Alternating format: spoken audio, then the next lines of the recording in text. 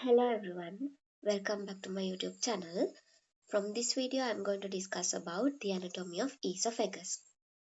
You will learn about the cause of the esophagus, what are the levels, which are the constrictions of the esophagus are present, and the relations of the esophagus in the cervical region as well as in the thoracic region. Then you will learn about the lower esophageal sphincter and the arterial supply, venous drainage, nerve supply, and lymphatic drainage, as well as the clinical correlations of the esophagus. So, the esophagus is a muscular tube. It is 25 centimeters long. It continues above with the laryngopharynx.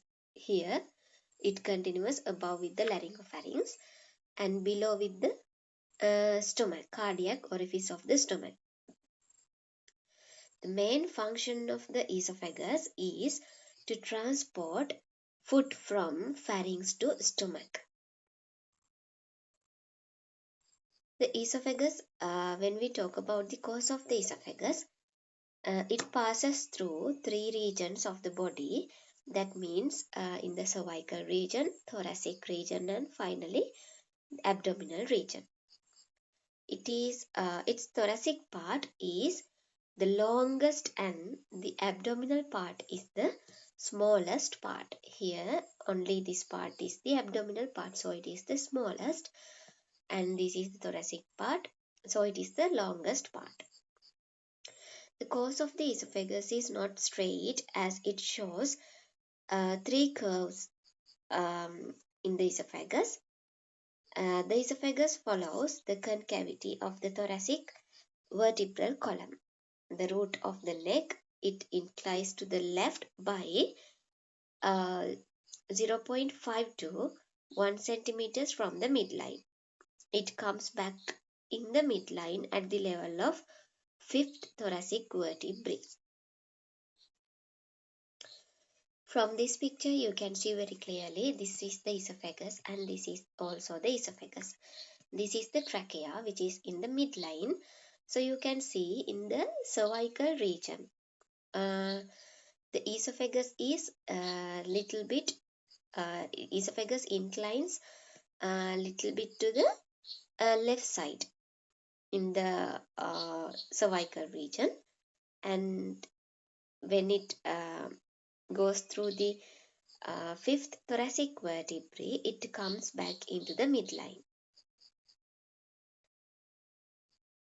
Then again it deviates into left below the seventh thoracic vertebrae and inclines anteriorly. From this picture you can see at about seventh thoracic vertebrae, again it deviates to the left side and then inclines anteriorly to pass through the muscular part of the diaphragm at the level of 10th thoracic vertebrae. Let's see what are the levels where the constrictions of the esophagus are present. There are four sites of the constrictions or narrow vein in the esophagus. The distance of each constriction is measured from the upper incisor teeth. The first constriction at a distance of 15 centimeters is the pharyngoesophageal junction. Roughly at this area, 15 from incisor teeth, 15 centimeters. Then the second constriction is at a distance of 22.5 centimeters, which is produced by the arch of the aorta. So the second constriction is at a level of 25.5 centimeters from the incisor teeth.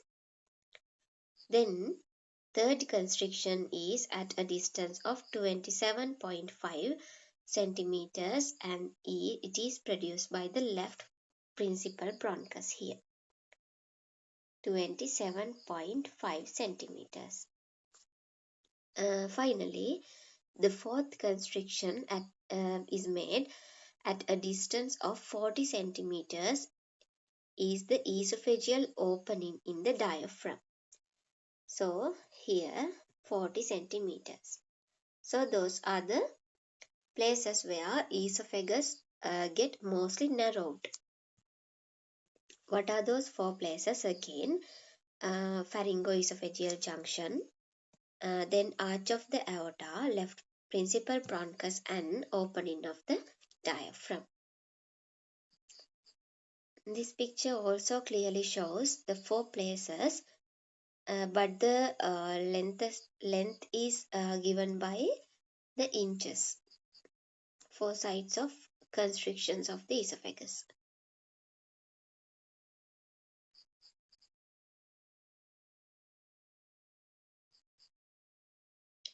Let's see what are the relations in the cervical esophagus.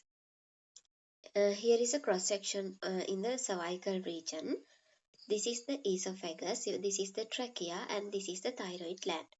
So you can see anteriorly the esophagus is related to trachea and the recurrent laryngeal nerves. Actually, recurrent laryngeal nerve is located in between the trachea and esophagus.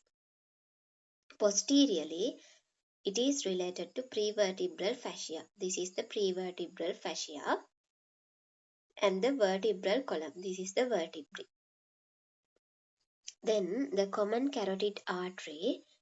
Here the common carotid artery and lateral lobe of the thyroid gland are its lateral relations. In addition, on the left side, it is related to thoracic duct at the root of the neck. Let's see what are the relations of the thoracic esophagus. The anterior relations are the trachea. Here is the esophagus.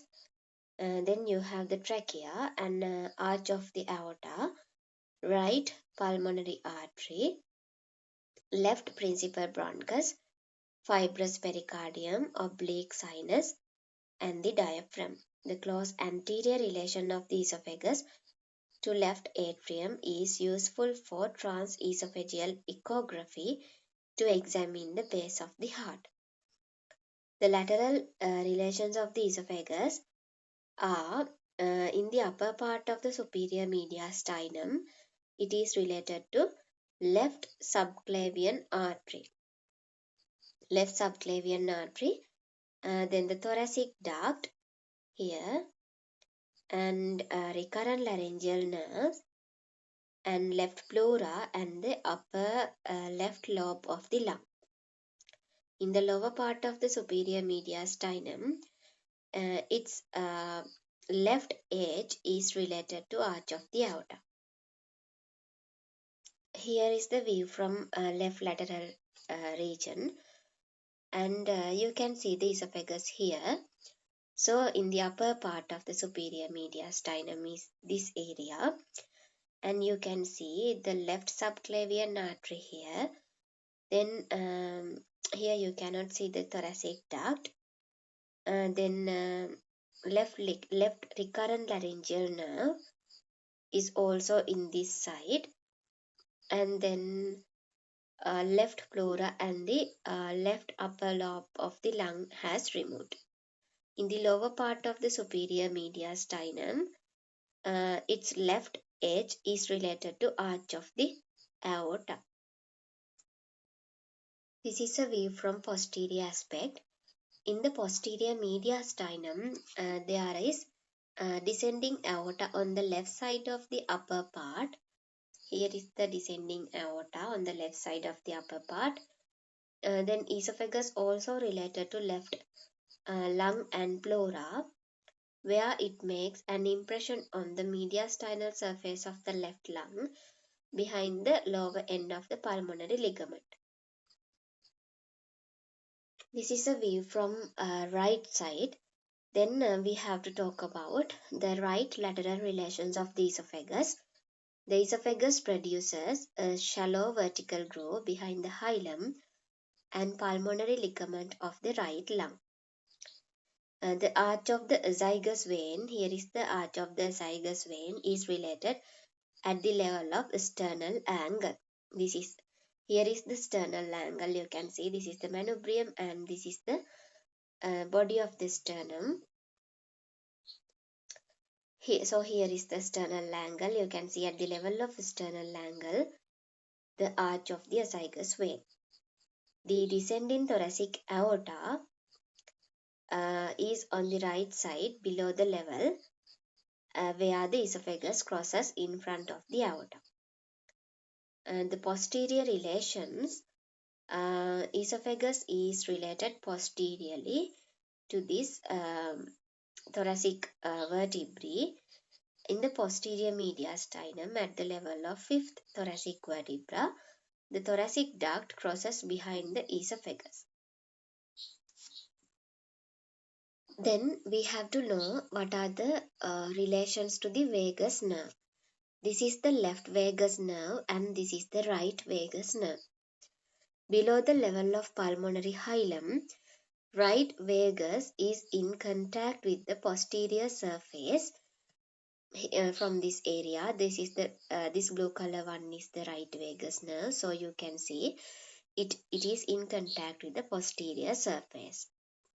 And you can see the left vagus is in contact with the anterior surface of the esophagus.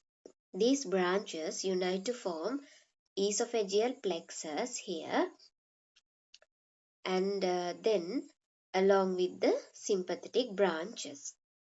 Here you can see the left vagus nerve becomes anterior vagal trunk after it reaches when it reaching the abdomen, and you can see the right vagus nerve becomes a posterior vagal trunk in its further course.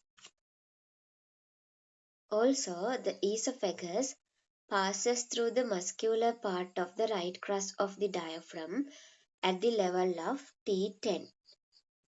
You have to remember that this is at the level of T10. That means 10 thoracic vertebrae. Then a little bit about the lower esophageal sphincter. There is no anatomical sphincter at the gastroesophageal junction. There are two mechanisms that are believed to operate for preventing gastroesophageal reflux. The lower esophageal sphincter shows a specialized area of circular smooth muscle which possess physiological properties of a sphincter.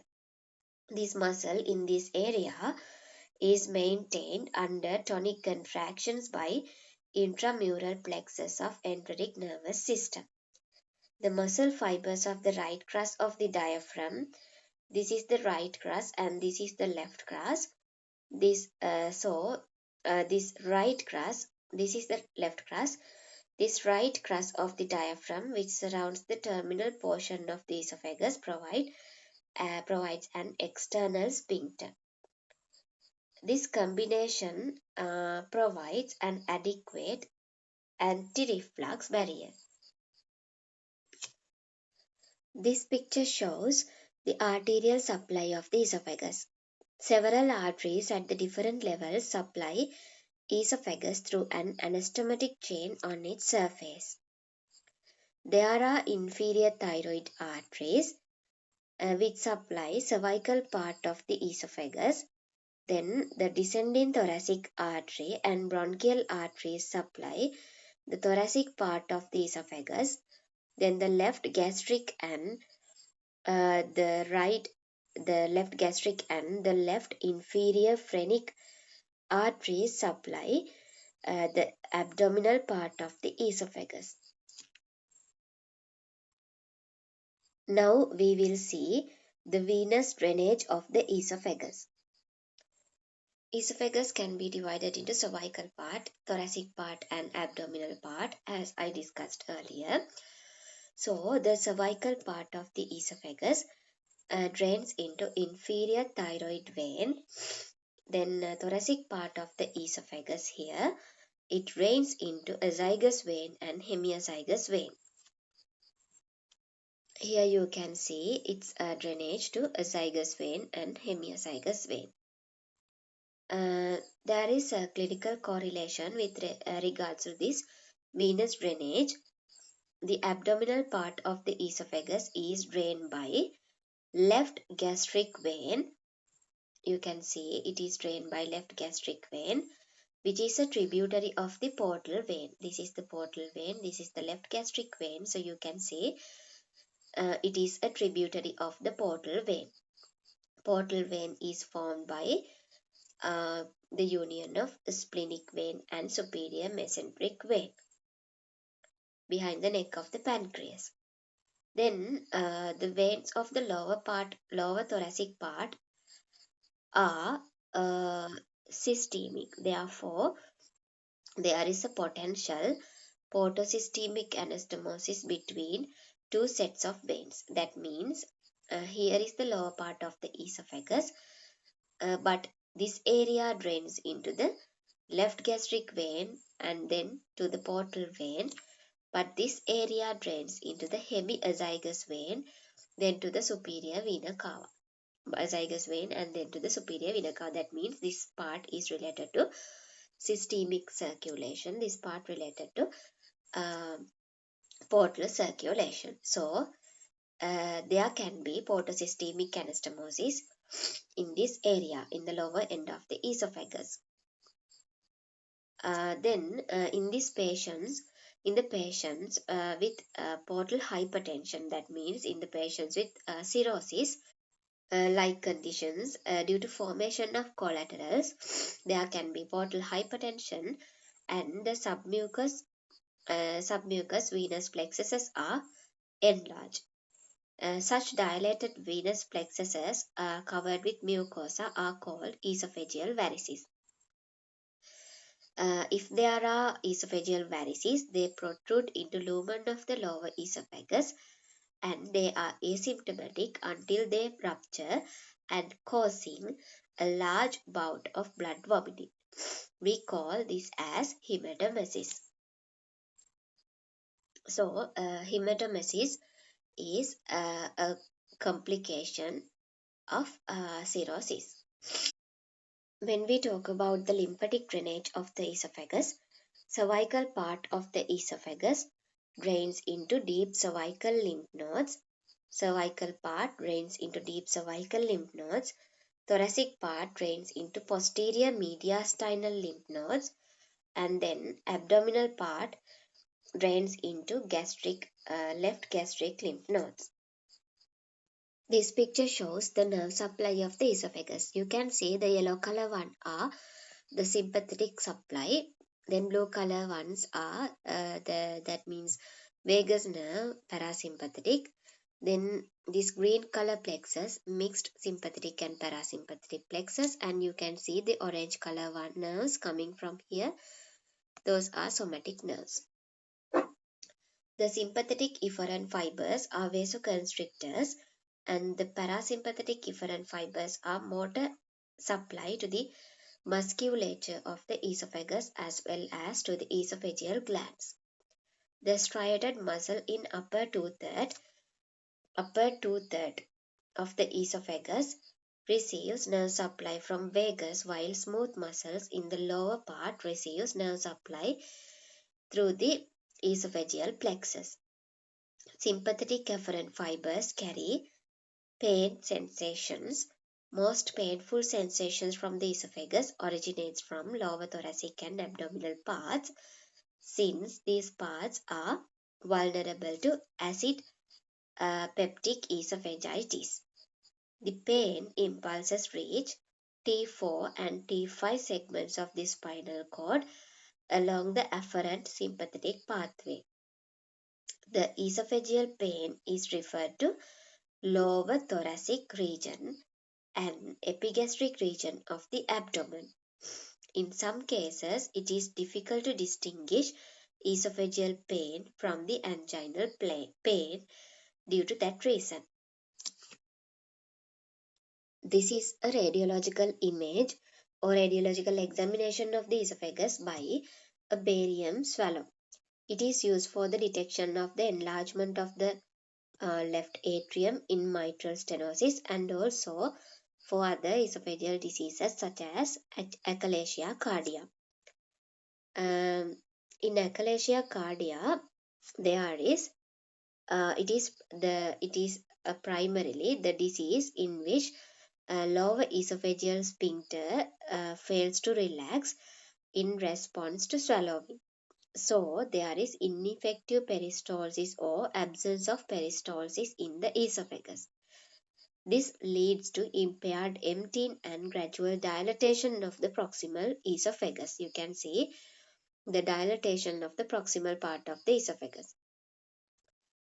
The pathology, when we talk about pathophysiology, it is due to loss of parasympathetic ganglion in the mesenteric plexus, formation of fibrous tissue in the wall of the esophagus, and thickening of lower esophageal sphincter. The symptoms consist of difficulty in swallowing solid food and liquid food, regurgitation of food and liquid during or after meals, feeling of fullness behind the sternum after meals, and retrosternal pain or heartburn sensation. The barium swallow examination reveals the typical bird's beak appearance or rat tail appearance of esophagus in Achalasia Cardia. This is the bird's beak or rat tail appearance. It is due to dilated proximal segment represents the bird's head, and tapered lower end is the beak of the bird. Then another clinical correlation is the hiatal hernia. It is an acquired condition in which the stomach herniates into the posterior mediastinum through the esophageal hiatus in the diaphragm. Slide-in variety of hiatus hernia is due to short esophagus. In this condition, the abdominal part of the esophagus, cardioesophageal junction, and part of fundus of the esophagus, fundus of stomach, enters the thorax and produce symptoms, the regurgitation of acidic contents in the esophagus and result in peptic esophagitis. Here you can see the normal lower esophageal sphincter, and here is the hiatal hernia. Another one is dysphagia, and it means difficulty in swallowing. The extrinsic causes of dysphagia are pressure from aneurysm of aortic arch, enlarged lymph nodes, aberrant right subclavian artery, retrosternal goiter, and enlarged left atrium. The intrinsic causes may be the strictures and the carcinoma of the esophagus. Usually, carcinoma of the esophagus spreads by lymphatics and involves posterior mediastinal lymph nodes. The direct spread through the wall of the esophagus can lead to involvement of the lung, bronchi, as well as the aorta.